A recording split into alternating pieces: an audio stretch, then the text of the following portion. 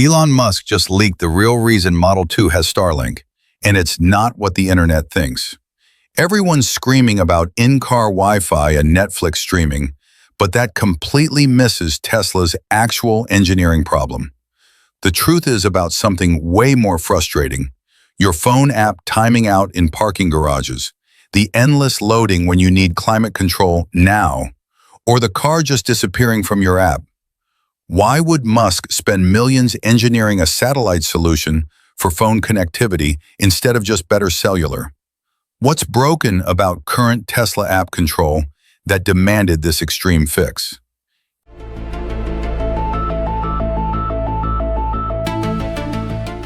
Look, I've been covering Tesla for years, and I've had that parking garage moment more times than I want to admit. You know the one. You walk out of a meeting, pull out your phone to cool down the car, and the app just spins and spins. You try again, nothing. By the third attempt, you're standing there wondering why a $50,000 smart car can't do the one thing your 15-year-old key fob never failed at. That's the reality nobody talks about with connected vehicles. When cellular signal drops, your fancy electric car might as well be a brick with wheels. And this happens everywhere. Underground parking where you work, multi-level garages at airports, that highway stretched through mountains where towers are 20 miles apart. We're talking millions of failed commands across Tesla's fleet every single day. The frustrating part? It's not Tesla's fault. It's physics. Concrete and steel don't let radio waves through, and cellular networks were never designed to penetrate 6 floors of parking garage. So here's what blows my mind. The solution required Elon Musk to own an entire satellite network first. Think about how insane that sounds. The only way to guarantee your car stays connected wasn't better cellular contracts or stronger antennas. It was launching 6,000 satellites into orbit over 5 years. That's the scale of the problem everyone's been quietly ignoring. When rumors started about Starlink and Tesla vehicles, the internet lost its mind. Tech channels predicted in-car Netflix, gaming during charging, turning Model 2 into a mobile hotspot. And I'm watching this thinking, have these people looked at power consumption? Regular home Starlink draws 50 to 75 watts continuously. That's like running AC at medium blast, except it never stops. On a mass-market EV hitting 300 miles range, that constant drain costs maybe 15 to 20 miles daily, just sitting parked. Over a year, you lose 5,000 miles doing nothing. Does that sound like Tesla engineering? What Tesla actually built is so much smarter. The Starlink system doesn't need 75 watts because it's not streaming 4K video. It maintains what engineers call a heartbeat connection, barely enough data to tell Tesla's servers, "I'm here, send commands." We're talking 50 to 300 kilobits per second. 1/10 the bandwidth of low-quality YouTube. Power consumption? Under 5 watts. Less than your dome light. This is the difference between something sounding cool versus actually working for 10 years without annoying customers. And here's a detail showing how serious Tesla is about reliability. That Starlink antenna isn't some visible add-on box. It's permanently sealed under the rear roof panel. No user access. No maintenance. Most owners will forget it exists. Why? Because in automotive engineering, every connector is a future failure point. Every exposed cable becomes a warranty claim. Every component seeing weather eventually corrodes. Tesla looked at how GPS antennas worked flawlessly for 20 years and said, Starlink gets identical treatment. Invisible, sealed, permanent. But here's the genius everyone's missing. Starlink doesn't connect to your touchscreen, doesn't appear in Wi-Fi settings, no on-off switch in menus. Instead, it feeds directly into the vehicle gateway, the master computer controlling everything from battery to door locks. Starlink operates at system level, not consumer level. That changes everything. Let me explain why this matters. When your phone unlocks doors, that's 8 to 10 kilobytes. Battery status? 15 kilobytes. Climate control? 12 kilobytes. Even sending 10 commands per minute, which nobody does, you're only using 100 to 150 kilobytes total. Compare that to streaming one TikTok. That's 5 to 10 megabytes in 30 seconds. If Tesla let Starlink feed cabin Wi-Fi, one passenger watching videos would consume the entire satellite connection. Your door unlock would queue behind cat videos, timing out before reaching the car. Tesla said no. By routing Starlink only through vehicle gateway, critical commands always get priority. The car decides what data moves through Starlink, not your apps. Practically, your phone works perfectly even when passengers stream YouTube, because those paths never compete. Starlink is reserved exclusively for the car's brain talking to Tesla's servers. This should worry other automakers. When Mercedes apps time out in parking garages, they blame AT&T, someone else's problem. But when Model 2 owners open their app, it works. Underground, rural highways, weak signals, everywhere. Tesla owns everything from satellites to servers to app. Nobody else to blame, so they made it actually reliable. The switching between cellular and satellite is equally clever. Model 2 monitors cellular quality constantly, not signal bars but actual speed and response time. When coverage is good, it uses cellular because it's faster and costs less. In cities with strong 4G and 5G, you might go weeks without Starlink activating. But when cellular drops, like descending into underground parking, Model 2 switches to Starlink before connection dies. This is predictive failover.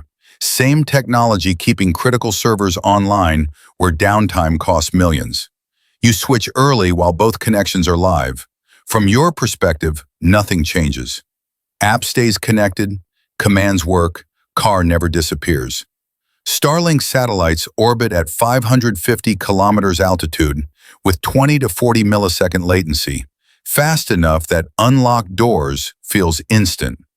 Old satellite internet used geostationary satellites at 35,000 kilometers with 600 millisecond delays, completely unusable for real-time control.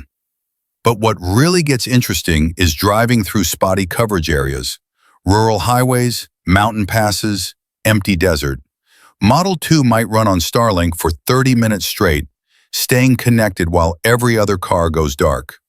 Your app works, location updates, software downloads.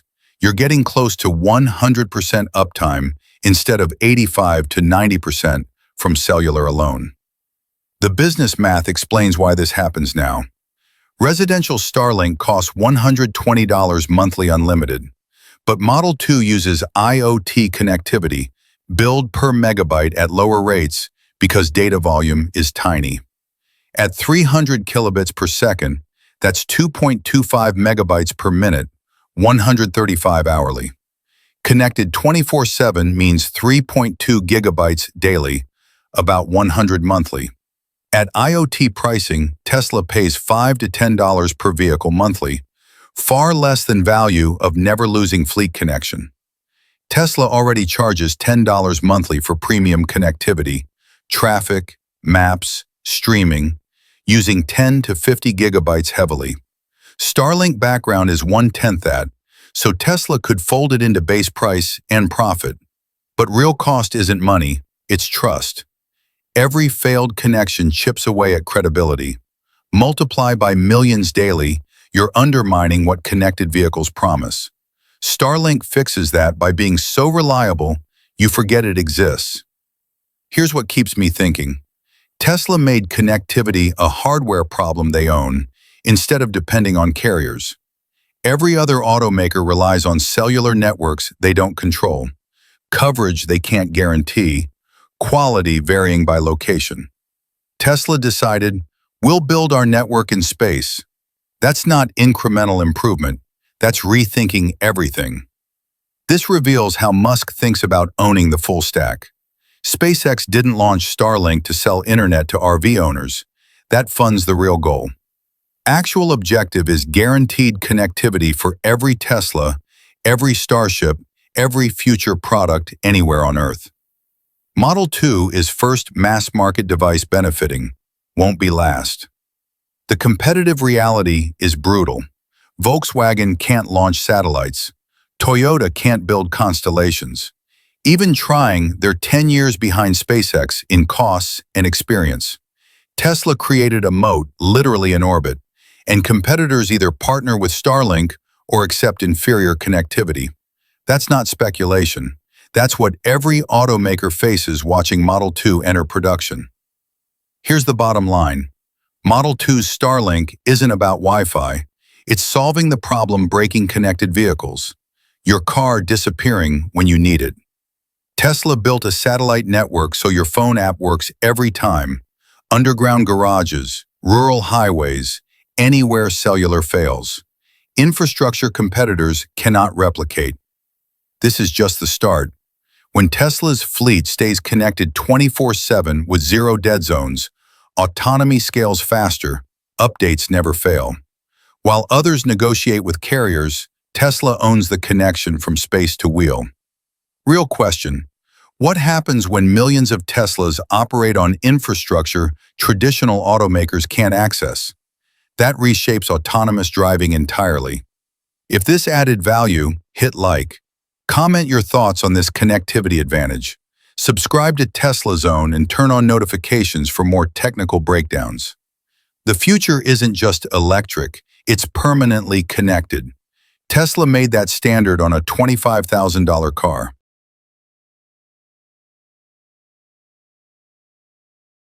Most Model Y Juniper owners charge wrong from day one, not because they're careless, but because they treat it like a gas car. Charging to 100%, letting it sit for hours, then running it down to near zero feels logical. But Tesla's battery chemistry works the opposite way.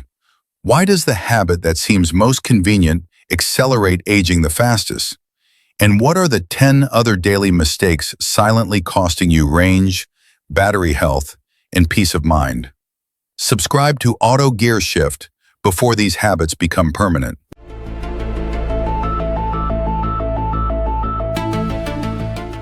Here's what nobody tells you when you drive your new Juniper home for the first time. You see the battery at 60%, plug it in overnight like it's the most natural thing in the world, wake up to 100%, and feel this quiet satisfaction. You've done it right. The car is ready. This becomes your routine for weeks, maybe months. Everything feels fine. Range looks normal. Nothing breaks. Then one morning 6 months later, you notice something that makes your stomach drop a little. The battery just doesn't hold charge the way it used to. What happened? You didn't crash it. You didn't abuse it. You just treated it like every car you've ever owned. And that's exactly the problem. Lithium-ion batteries age fastest when they sit at full charge, especially in heat. The cells are stressed at high voltage, and degradation happens silently while you sleep. Tesla knew this would happen, which is why they built in separate charging limits labeled daily and trip. But most of us ignore it because our brains are hardwired from decades of gas cars where full tank means ready to go. The fix sounds simple. Charge to 80% for daily driving. Only go to 100% right before long trips. But emotionally, it's harder than you think. That missing 20% nags at you. What if you need it? What if something unexpected happens? Here's what finally made it click for me. That 20% difference is maybe 60 to 80 kilometers of range. When was the last time your daily routine actually needed that extra buffer? Almost never. Meanwhile, consistently staying in the 20 to